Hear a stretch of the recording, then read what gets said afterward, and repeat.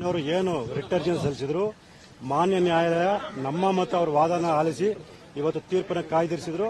ಇವತ್ತು ಸಿದ್ದರಾಮಯ್ಯವರು ಸಲ್ಲಿಸಿರ್ತಕ್ಕಂಥ ಅರ್ಜಿಯನ್ನು ವಜಾ ಮಾಡಿ ಆದೇಶ ಮಾಡಿದ್ದಾರೆ.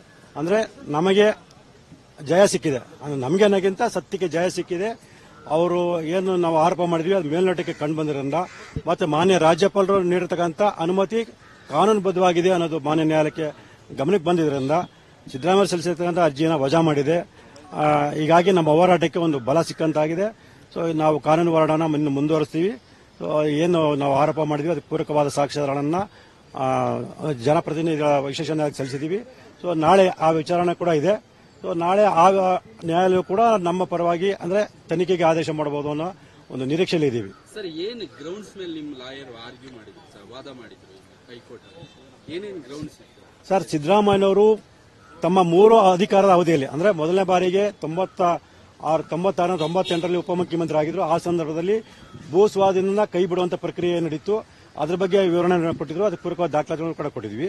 ಸೊ 2ನೇ ಬಾರಿ ಅವರು ಉಪಮುಖ್ಯಮಂತ್ರಿ ಆಗಿದ್ದಾಗ ಅಂದ್ರೆ 2004-2005 ಏನು ಉಪಮುಖ್ಯಮಂತ್ರಿ ಆಗಿದ್ದು, ಆ ಸಂದರ್ಭದಲ್ಲಿ ಏನು ಮೂಡಾದಿಂದ ಬಡಾವಣೆ ರಚನೆಯಾಗಿ ನಿವೇಶನ ಹಂಚಿಕೆ ಮಾಡಿ ಆ ನಿವೇಶನದ ಬಗ್ಗೆ ಕೆಲವು ಕ್ರಯಪತ್ರ ನೋಂದಣಿ ಮಾಡಿದ್ರು ಕೂಡ ಕೃಷಿ ಭೂಮಿ ಅಂತೇಳಿ ಸುಳ್ಳು ಕ್ರಯಪತ್ರನ ಬಾಮೈದ ಮಲ್ಲಿಕಾರ್ಜುನ ಸ್ವಾಮಿ ಹೆಸರಿಗೆ ನೋಂದಣಿ ಮಾಡಿದ್ರು. ಅದ್ರ ಬಗ್ಗೆ ಮಾಡಿದ್ವಿ. ಮತ್ತೆ 2005ನೇ ಇಸ್ವಿಲಿ ಮೂಡ ಆಸ್ತಿನ ಕೃಷಿ ಭೂಮಿ ಅಂತೇಳಿ ಅನ್ಯಕ್ರಾಂತ ಆದೇಶ ಮಾಡಿರುವಂತದ್ದು ಕೂಡ ಗಮನಕ್ಕೆ ತಂದಿದ್ವಿ.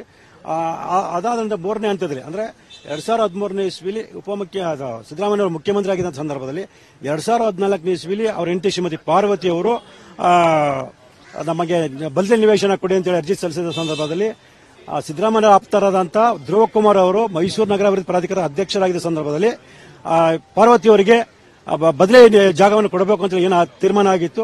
ಇದೆಲ್ಲವನ್ನು ಕೂಡ ಸಮಗ್ರವಾಗಿ ಸಾಕಷ್ಟು ವಿವರವಾಗಿ ವಿವರಣೆಯನ್ನು ಕೊಟ್ಟಿದ್ವಿ ಮತ್ತು ಅದು ಪೂರಕವಾದ ದಾಖಲಾತಿಗಳನ್ನು ಕೊಟ್ಟಿದ್ವಿ. ಹಾಗಾಗಿ ಸಿದ್ದರಾಮಯ್ಯವರ ಪಾತ್ರ ಇದರಲ್ಲಿದೆ.